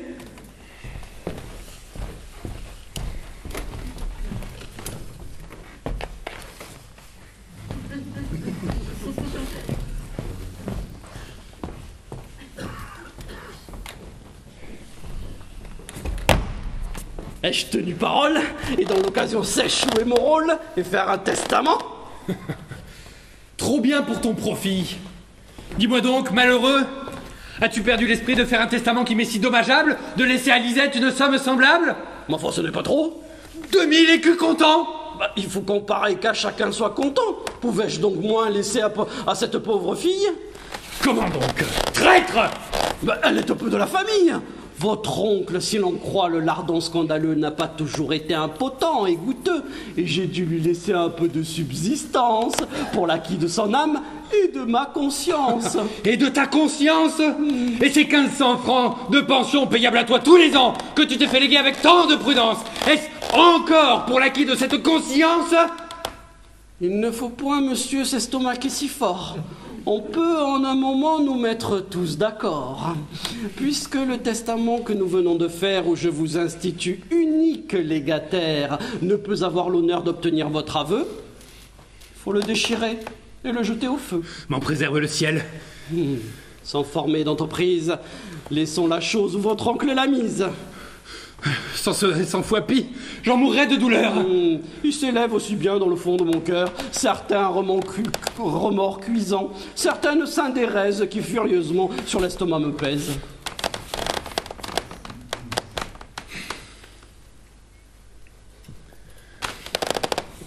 Rentrons, Crispin. Je tremble et suis persuadé que nous allons trouver mon oncle décédé, ou que dans ce moment, pour le moins, il expire. Hélas, il était temps, ma foi, de faire écrire. Le laurier dont tu viens de couronner ton front ne peut avoir de prix, ni trop grand, ni trop prompt. Faut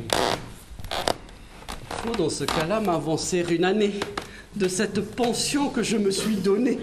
Vous ne sauriez me faire un plus charmant plaisir. C'est ce que nous verrons avec plus de loisirs.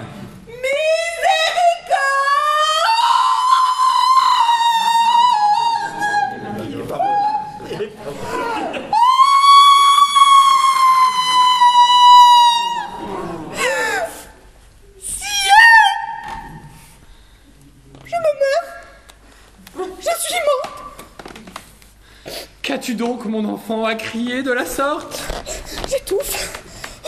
La peur m'empêche de parler. Quel vertigo soudain, donc plutôt troublé, parle donc. Géronte. Eh bien, Géronte, Prenez garde à moi. veux-tu finir ton compte? Un grand fantôme noir. Comment donc? Que dis-tu? Hélas, non, mon cher monsieur. Je dis ce que j'ai vu. Après avoir accompagné ces messieurs dans la rue, où la mort du bonhomme est déjà répandue, où même le crieur a voulu, malgré moi, faire entrer avec lui l'attirail de tout en convoi. De la chambre où gisait votre oncle sans escorte. Il m'a d'abord semblé entendre s'ouvrir la porte. Et montant l'escalier, j'ai trouvé, nez pour nez, comme un grand revenant, Géronte sur ses pieds. De la crainte de mort, ton âme possédée t'abuse et te fait voir un fantôme en idée. Non, c'est lui, vous dis-je, il parle. Pourquoi ce grand cri? Excuse mon enfant, vous te prenez pour lui. Enfin, criant, courant, sans détourner la vue. Étouffée et tremblante jusqu'ici, je suis venue vous dire que le mal de votre oncle en ces lieux n'est qu'une léthargie et qu'il ne s'en trouve que mieux. Avec quelle constance au branle de sa roue la fortune ennemie et me berce et me joue. Ô flatteur espoir, projet si bien conçu et mieux exécuté, qu'êtes-vous donc devenu? Voilà donc le défunt que le sort nous renvoie. Et l'avare Achéron lâche encore sa proie. Je ne sais où j'en suis. Ma constance est à bout. J'abandonne tout. Toi, que j'ai vu tantôt si grand, si magnanime, un seul revers te rend faible et pusillanime. Reprends des sentiments qui soient dignes de toi. Offrons-nous au danger. Viens présenter ta foi. Quelques coups de hasard nous tirera d'affaire. Allons-nous abuser encore quelques notaires? Je vais sans perdre temps remettre ces billets. Dans les mains d'Isabelle, ils feront leurs effets et nous en tirerons peut-être un avantage qui pourrait bien servir à notre mariage. Vous, rentrez chez mon oncle et prenez bien le soin d'appeler le secours dont il aura besoin. Pour retourner plus vite, je pars en diligence et viens vous rassurer ici par ma présence. Ne me voilà pas mal avec mon testament. Je vois ma pension payée en un moment. Et mes 2000 écus pour prix de mon service? Juste ciel, sauve-toi des mains de la justice. Tout ceci ne vaut rien et m'inquiète fort. Je crains bien d'avoir fait mon testament de mort.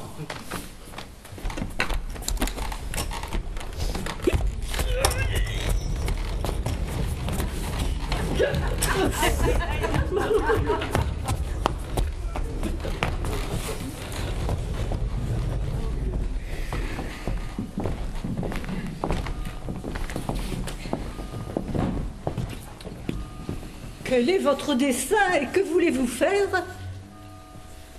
Puis-je de ces billets être dépositaire? On me soupçonnerait d'avoir prêté les mains à faire réussir en secret vos desseins.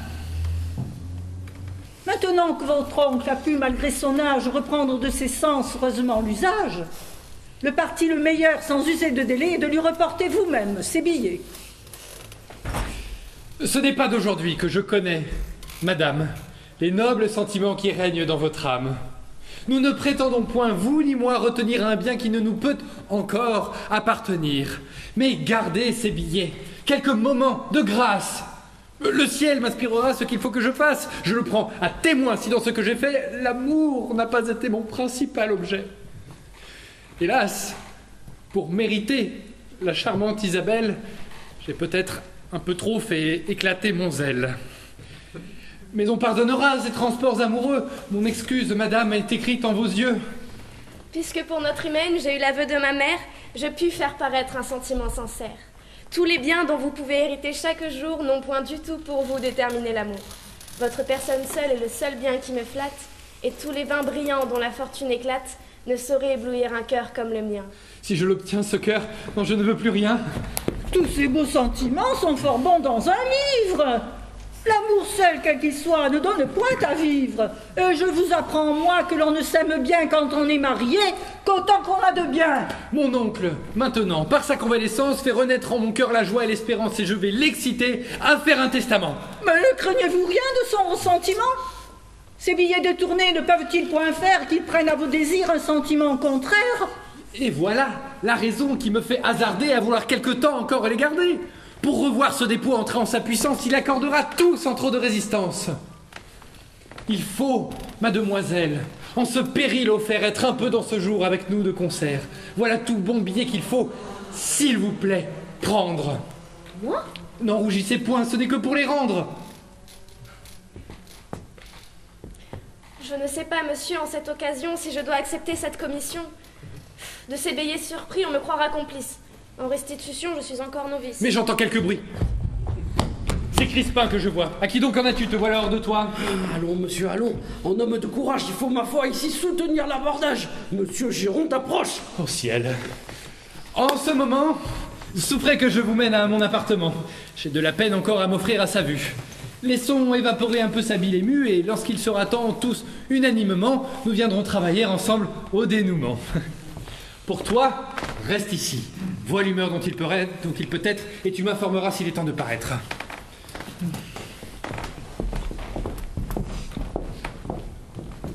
Nous voilà, grâce au ciel, dans un grand embarras.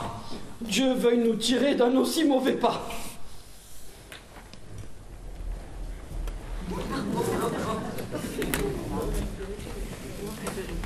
Je ne puis revenir encore de ma faiblesse. Je ne sais où j'en suis, l'éclat du jour me blesse. Et mon faible cerveau de ce choc ébranlé par le sombre vapeur est encore tout troublé. J'étais longtemps dans ma léthargie. Pas tant que nous croyons, mais votre maladie nous a tous mis ici dans un dérangement, une agitation, un soin, un mouvement qui n'est dans le fond pas bien aisé de décrire. Demandez à Crispin, il pourra vous le dire. Si vous saviez, monsieur, ce que nous avons fait, lorsque de votre mal vous ressentiez l'effet, la peine que j'ai prise et les soins nécessaires pour pouvoir, comme vous, mettre ordre à vos affaires, vous en seriez étonné. Mais d'un étonnement à n'en pas revenir si tôt, assurément. Où est donc mon neveu? Son absence m'ennuie. Ah, je crois, monsieur, que le garçon n'est plus en vie. Que dis-tu là, comment? Il s'est saisi si fort quand il a vu vos yeux tourner droit vers la mort que, n'écoutant plus rien que sa douleur amère, il s'est allé jeter. Tout ça donc dans la rivière? Non, monsieur, sur son lit. Où tout baigné de pleurs, l'infortuné garçon gémit encore de ses malheurs. Va donc lui redonner le calme et la joie. Et dis-lui que le ciel lui renvoie un oncle tout plein de tendresse pour lui, qui connaît son bon cœur, et qui veut dès aujourd'hui lui montrer les effets de sa reconnaissance. S'il n'est point encore mort en toute diligence, je vous l'amène ici. Mais dis donc, Lisette, à ce que je vois, j'ai donc été plus mal que ce que je crois. Nous vous avons cru mort une heure entière. Il faut donc expliquer mes volontés dernières, sans perdre de temps, faire mon testament. Les notaires sont-ils venus? Assurément. Qu'on aille de nouveau les chercher et leur dire que dans l'instant, je vais les faire écrire. Ils reviendront dans peu. Le ciel vous l'a rendu. Hélas! À ce bonheur me serais-je attendu? Je revois mon cher oncle, et le ciel, par sa grâce, sensible à mes douleurs, permet que je l'embrasse. Hélas, Après l'avoir cru mort, il paraît à mes yeux. hélas, mon cher neveu, je n'en suis guère mieux. Je rends grâce au ciel de prolonger ma vie pour pouvoir maintenant exécuter l'envie de donner mon bien par un bon testament. Ah, monsieur, ce garçon-là vous aime tendrement. Si vous aviez pu voir les syncopes, les crises, dont par sympathie il sentait des reprises, ça vous aurait percé le cœur de part en part. Nous en avons eu tous trois notre bonne part. Enfin, le ciel a pris part de nos misères. Mais j'aperçois quelqu'un, c'est un des notaires. Bonjour, monsieur Scrupule. Oh, voilà bien le diable. Ici depuis longtemps, vous êtes attendu. Certes, je suis ravi, monsieur, de voir qu'en moins d'une heure, vous jouissiez déjà d'une santé meilleure. Certes, je savais bien qu'ayant fait votre testament, vous sentiriez bientôt quelques soulagements. Le corps se porte bien mieux lorsque l'esprit se trouve dans un parfait repos. Oui, tous les jours, je l'éprouve. Voici donc le papier que, selon vos desseins, je vous avais promis de remettre en vos mains. Mais quel papier? Comment? Pour quelle affaire? C'est votre testament que vous venez de faire. J'ai mon testament? Oui, sans doute, monsieur. Oh, Crispin, le cœur me bat. Je frissonne de peur. Parbleu, vous rêvez, monsieur. C'est justement pour le faire que j'ai besoin ici de votre ministère. Je ne rêve, monsieur, en aucune façon. Vous nous l'avez dicté plein de sens et raison. Le repentir sitôt saisirait-il votre âme? Monsieur était présent aussi bien que madame. Ils peuvent là-dessus dire ce qu'ils ont vu. Les races étaient présents? Que dire? Juste ciel. Vous me voilà confondu. Mon neveu parle, je t'en conjure. Ah, ne me parlez pas, monsieur, de testament. C'est m'arracher le cœur trop tyranniquement. Lisette, parle donc. Ah, Crispin parle à ma place. Je sens dans mon gosier que ma voix s'embarrasse.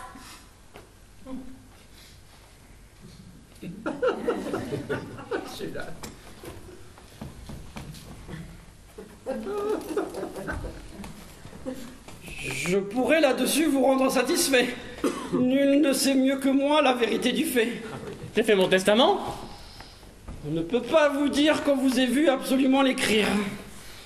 Mais je suis très certain qu'au lieu où vous voilà, un homme, à peu près mis comme vous êtes là, assis dans ce fauteuil, auprès de deux notaires, a dicté mot à mot ses volontés dernières. Je n'assurerai pas que ce fût vous. Pourquoi? C'est qu'on peut se tromper. Mais c'était vous ou moi. Rien n'est plus véritable et vous pouvez m'en croire. Il faut donc que mon mal m'ait ôté la mémoire. Et c'est ma léthargie. Oui, c'est elle, en effet. Et pour n'en douter nullement, et pour prouver le fait, ne vous souvient-il pas que pour certaines affaires, vous m'avez demandé d'aller chez les notaires? Oui. Qu'il est aussitôt venu dans votre cabinet, qu'il a pris la plume et son cornet, et que vous lui dictiez au gré de votre fantaisie. Je m'en souviens point. C'est votre léthargie. Mais ne souvenait-il pas, monsieur, bien nettement, qu'il est venu tantôt certains neveux normands et certaines baronnes avec un grand tumulte et des serfs insolents chez vous, vous faire insulte? Oui. Et que pour vous venger de leur emportement, vous m'avez promis place en votre testament. Je m'en souviens point. C'est votre léthargie. Je crois qu'ils ont raison et que mon mal est réel. Ne vous souvient-il pas que monsieur Christorel Pourquoi tant prolonger cet interrogatoire? Monsieur convient de tout. Du tort de sa mémoire, des notaires remandés, du testament écrit. Il faut donc que ce soit vrai puisque chacun le dit. Mais voyons donc un peu ce que j'ai fait écrire. Il faut donc vous le lire. Oh, voilà bien le diable. Fut présent devant nous dont les noms sont au bas, maître Mathieu Géronte en son fauteuil à bras, étant en son bon sens, comme on a pu connaître par le geste et maintien qui nous a fait paraître, quoique de corps malade ayant tout jugement, lequel, après avoir réfléchi mûrement, que tout est ici-bas fragile et transitoire. Oh, quel cœur de rocher! Et quelle âme assez noire nous se fondrait en quatre en entendant ces mots! Oh, je ne puis retenir mes sanglots. En les voyant pleurer, mon âme est attendrie. Là, consolez-vous, je suis encore en vie. Considérant que rien ne reste en même état, ne voulant pas aussi décéder un testat. Un testat, ce mot me perce l'âme. Faites trêve un moment à vos soupirs, madame. Considérant que rien ne reste en même état, ne voulant pas aussi décéder intestat. Mais laissez-moi donc lire. Si vous pleurez toujours, je ne pourrai rien dire. A fait dicter, nommer, rédiger, en écrit son susdit testament en la forme qui suit. De tout ce préambule et de cette légende, s'il m'en souvient un mot, je veux bien qu'on me pende. C'est votre léthargie. Ah, je vous en réponds, ce que c'est que de nous. Moi, cela me confond. Je veux premièrement qu'on acquitte mes dettes. Moi, je ne dois rien. Ah, voici l'aveu que vous en faites. Je dois 400 francs à mon marchand de vin, un fripon qui demeure au cabaret voisin. 400, je dois 400 francs? C'est une fourberie. Ah, monsieur, excusez-moi, c'est votre léthargie. Je ne sais au point si vous les lui devez, mais lui me les a 1000 fois demandés. C'est un marron qu'il faut envoyer en galère. Ah, quand ils se seraient tous, hein, on ne les plaint ni les grère, hein. Déshéritant en tant que besoin pourrait être, parents, nièces, neveux, nés aussi bien qu'à naître, et même tous bâtards, à qui Dieu fasse paix s'il s'en trouvait aucun au jour de mon décès. Comment, moi, des bâtards? Oh, c'est style de notaire. Je voulais nommer Eraste Dégataire. À cet article-là, je vois présentement que j'ai bien pu dicter le présent testament. Item, je donne et lègue en espèces sonnantes à Lisette. Ah, grand Dieu! Qui me sert de servante pour épouser Crispin en légitime nœud, 2000 écus. Monsieur, en vérité, pour peu, car enfin, ma bouche, quand j'y pense, je me sens suffoqué par la reconnaissance. Parlons donc. Ah, monsieur! Mais qu'est-ce à dire cela? Je suis pas l'auteur de ces sottises-là. Quoi, monsieur? Vous repentiriez-vous déjà d'avoir fait œuvre pie? Une fille nubile exposée au malheur? Qui veut faire une fin en tout bien, tout honneur? Lui refuseriez-vous cette petite grâce? 6000 francs, 15 ou 20 écus passe. Les maris, monsieur, aujourd'hui sont si courus, que peut-on avoir, hélas, pour 20 écus? On a ce que l'on peut, entendez-vous, mamie. Il en est à tout prix. Achevez, je vous prie. Item, je donne et lègue Oh, c'est mon tour, hein, va me jeter. à Crispin Ma Crispin? pour toutes les obligations bons services qu'il rend à son maître. Voyons donc où ce bouliscou va-t-il nous venir. Nous venez. Donc, 2000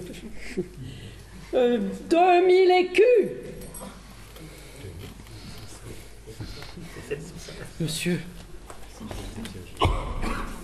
jusqu'au dernier soupir à 2 genoux, je prierai Dieu pour vous. Voilà ce qui s'appelle un vraiment honnête homme, si généreusement me laisser cette somme. Mais n'en ferais-je, parbleu? Monsieur, que veut dire ceci? De tous ces legs, je vais être éclairci. Mais quel éclaircissement voulez-vous qu'on vous donne? Et je n'écris jamais que ce que l'on m'ordonne. Comment? Moi? J'aurais donné sans aucune raison 1500 francs de rente vache viagère à ce maître fripon, car elle saurait chasser si m'avait voulu croire. Ne vous dépendez pas d'une œuvre méritoire. Voulez-vous, démontant un effort généreux, être avaricieux même après votre mort? Ne m'a-t-on pas volé mes billets? Je tremble du malheur dont je sens les approches. Je n'ose me fouiller. Quel funeste embarras. Vous les cherchez en vain. Vous ne les avez pas. Où sont-ils donc, réponds? Tantôt je les ai par votre ordre exprès fait porter chez Isabelle. Par mon ordre? Oui, monsieur. Je m'en souviens point. C'est votre léthargie. Oh, je veux que sur ce point qu'on me fasse raison. Quelle friponnerie! Je suis là de tant de léthargie. Cours chez elle. Dis-lui que quand j'ai fait ce don, j'avais perdu l'esprit, le sens et la raison. Ne vous alarmez point, je viens pour vous les rendre. Mais sous des lois que nous osons prétendre. Et quelles sont ces lois? Je vous prie humblement de vouloir approuver le présent testament. Mais enfin, tu n'y penses pas? Veux-tu que je laisse un legs de cette espèce à cette chambrière? Le ciel vous le rendra. Plus le legs est gros et plus le mérite est grand. Et ce maraud qui aurait le reste de la somme en partage? Je promets, monsieur, d'en faire bon usage. De plus, ce legs ne peut en caca vous faire tort. Il est vrai qu'il en doit jurer qu'après ma mort. ce n'est pas encore tout. Regardez cette belle. Vous savez ce qu'un cœur peut ressentir pour elle? Vous avez éprouvé la force de ses coups. Charmé de ses attraits, j'embrasse vos genoux et je vous la demande en qualité de femme. Oh, monsieur mon neveu. Je ne fais voir ma flamme que lorsqu'en écoutant un sentiment plus sain, votre cœur, moins épris, a changé de dessein. Je crois que vous et moi, nous ne saurions mieux faire. Avant de conclure l'affaire, je veux voir mes billets en entier. Les voilà, tels que je les ai eus, je les rends. Halte là. Convenons de nos faits avant que de ne rien rendre. Si tu ne me les rends, je vous fais tous pendre. Monsieur, monsieur, vous nous voyez embrasser vos genoux. Voulez-vous dans ce jour nous désespérer tous? Monsieur. La tendresse m'accueille. Ne m'attend rien distrait du portefeuille? Non, monsieur, je vous jure. Il est en son entier et vous y retrouverez jusqu'au moindre papier. Bon. Bien, puisque c'est comme ça devant notaire, pour avoir mes billets, je consens à tout faire. Je ratifie pleinement le présent testament et donne à votre hymen un plein consentement. Mes billets. Les voilà. Quelle action de grâce! Tous vos remerciements, volontiers, je me passe. Mariez-vous, c'est bien fait, j'y consens. Et surtout, au plus tôt, procréer les enfants, qui puissent hériter en droite ligne. De tout collatéraux, l'engeance est trop maligne. Détester à tout jamais neveu bas dormant, et nièce que le diable amène ici du Mans. Fléaux plus dangereux, animaux plus funestes, que ne furent jamais ni les guerres ni les pestes. Laissons-le dans l'erreur. Nous sommes héritiers. Lisette, sur mon front, vient ceindre les lauriers. Il n'y met rien de plus pendant le mariage. J'ai du bien maintenant. Assez pour être sage. Mesdames, messieurs, j'ai grâce au ciel mis ma barque à bon port. En faveur des vivants, je fais revivre un mort. Je nomme à mes désirs un ample légataire. J'acquiers 1500 francs de rente viagère et femme au par-dessus. Mais ce n'est pas assez. Je renonce à mon legs si vous n'applaudissez.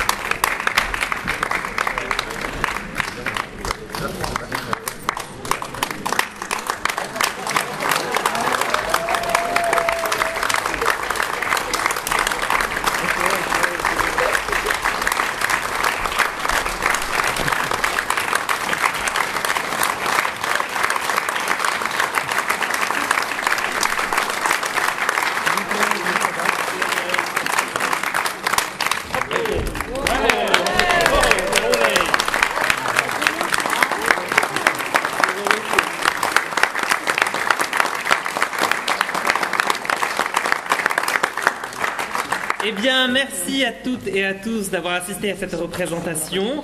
Je vais remettre les lumières partout pour que vous puissiez vous redéplacer. Et Lou, ici bas, pourra prendre le chapeau et s'installer à la sortie afin que vous puissiez déverser, n'est-ce pas, moult sous qui permettront de faire le leg. Voilà, merci à toutes et à tous. Très belle fin de soirée.